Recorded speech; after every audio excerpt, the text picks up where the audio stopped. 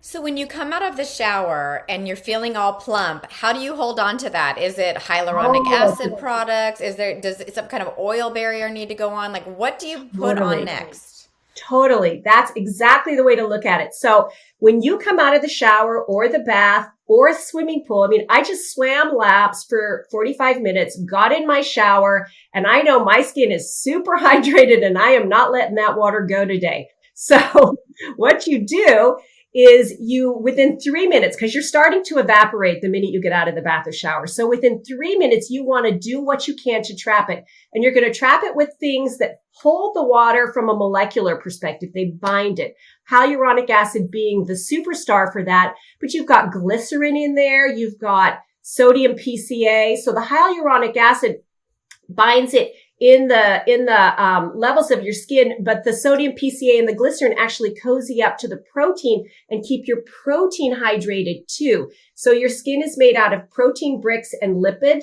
And you want your bricks hydrated. You don't want your bricks to get all, wimpy looking and crepey looking. So you want some, hydrators in there for your bricks. And then you want the hyaluronic acid, which just hydrates everything. And then you've got to trap the water by creating an occlusive barrier on top. And it doesn't have to be sticky and gross like coconut oil, for example.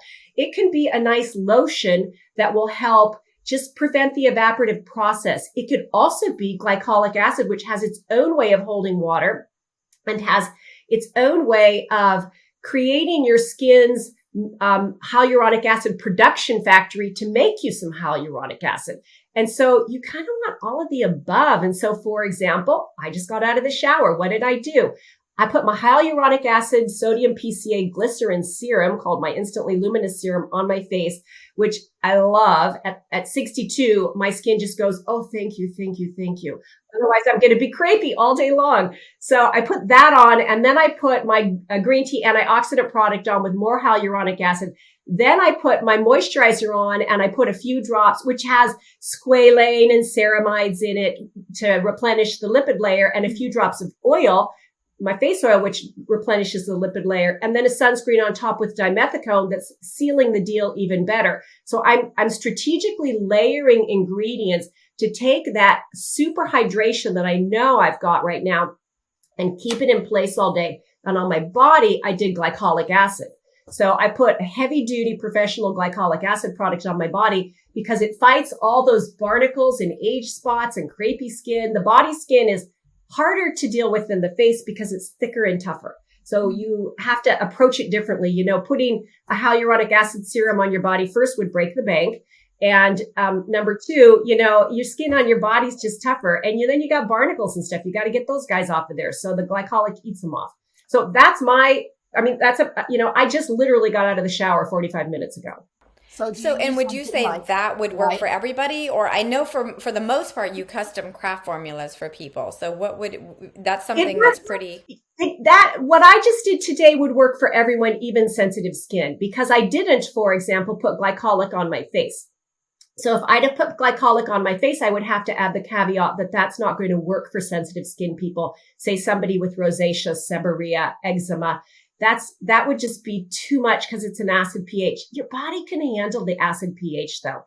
Now, if you have sensitive skin in your skin folds, maybe you don't want to put it under your skin folds. You learn pretty quickly where you don't put glycolic acid because you have immediate stinging. You wash it off. It's not the end of the world. And you move forward with that knowledge. You put it where you can tolerate it.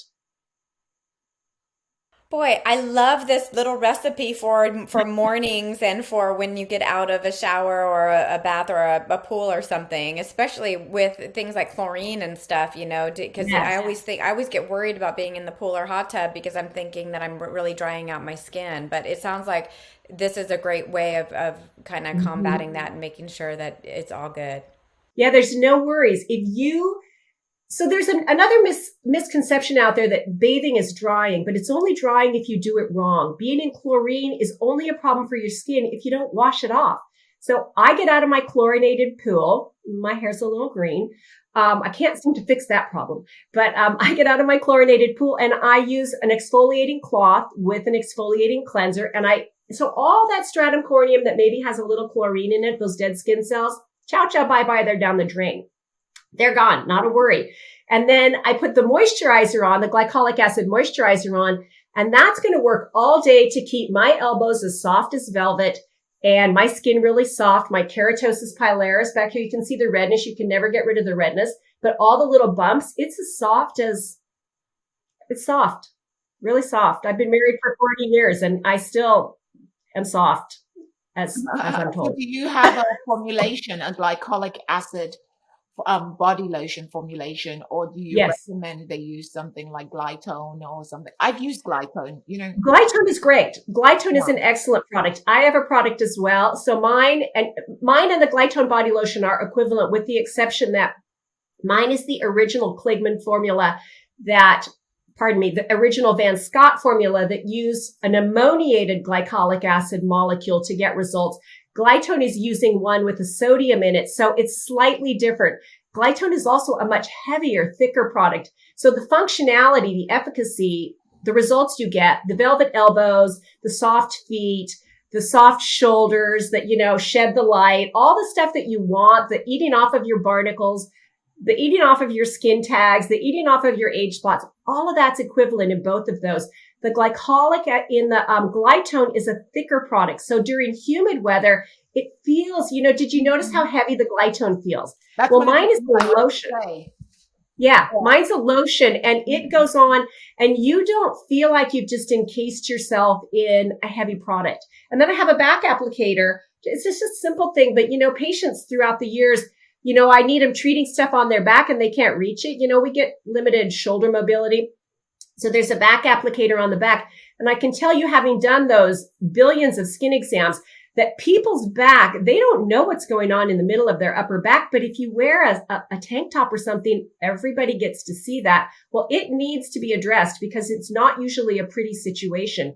And so you've got to eat your barnacles off there. You've got to treat your upper back dandruff there. You've got to treat your blackheads there because they are there.